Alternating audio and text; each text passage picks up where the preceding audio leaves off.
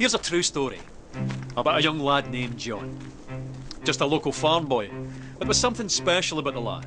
A glint in his eye, a fire in his belly, a spring in his step. And one day, he went for a walk. Now this walk began when his father died.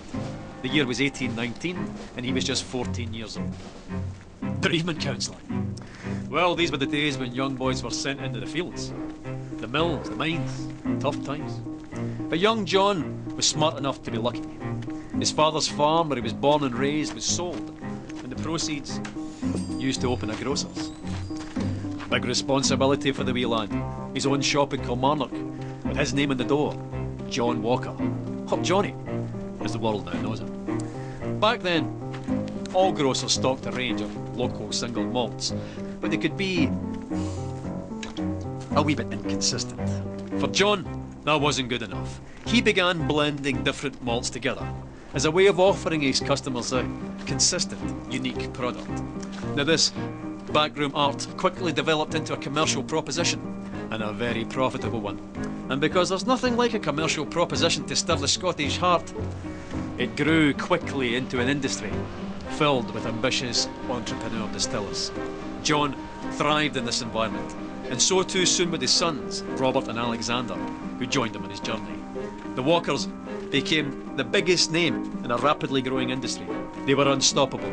In one bold bit of 19th century corporate raiding, they bought the famed distillery at Cardew, lock, stock and ensuring their supply of this silky single malt, and guaranteeing, more importantly, that none of the other big blenders could get their hands on it.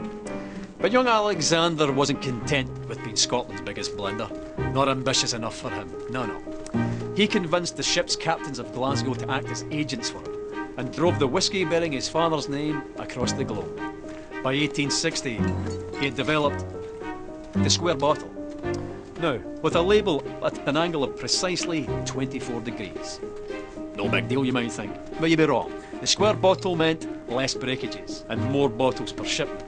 The diagonal label meant larger type, and together that meant Johnnie Walker had unmistakable presence on any shelf in the world. The bottle became an icon, and the rich liquid it contained sought after and consumed across the globe. Quite a character, Alexander Walker. Master of the blender's art. Ambitious, uncompromising, Mr. Walker. It was John's grandsons, George and Alexander II's turn to join him on his journey. They led the brand into the 20th century.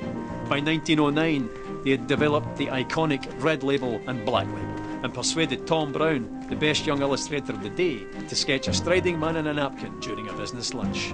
In the stroke of a pen, the Victorian grocer was transformed into an Edwardian dandy. By 1920, Johnnie's walk had taken him through 120 countries, and he continued walking through the brand's advertising over the next 50 years, into the fabric of global culture, deep into the dark hearts of several wars, to the pleasure palaces of the aristocracy, immortalised by screen legends, celebrated by filmmakers, singers, songwriters, novelists, shoulder to shoulder with the great sportsmen of the age, winning countless international awards for quality, and even being awarded the Royal Warrant by King George V.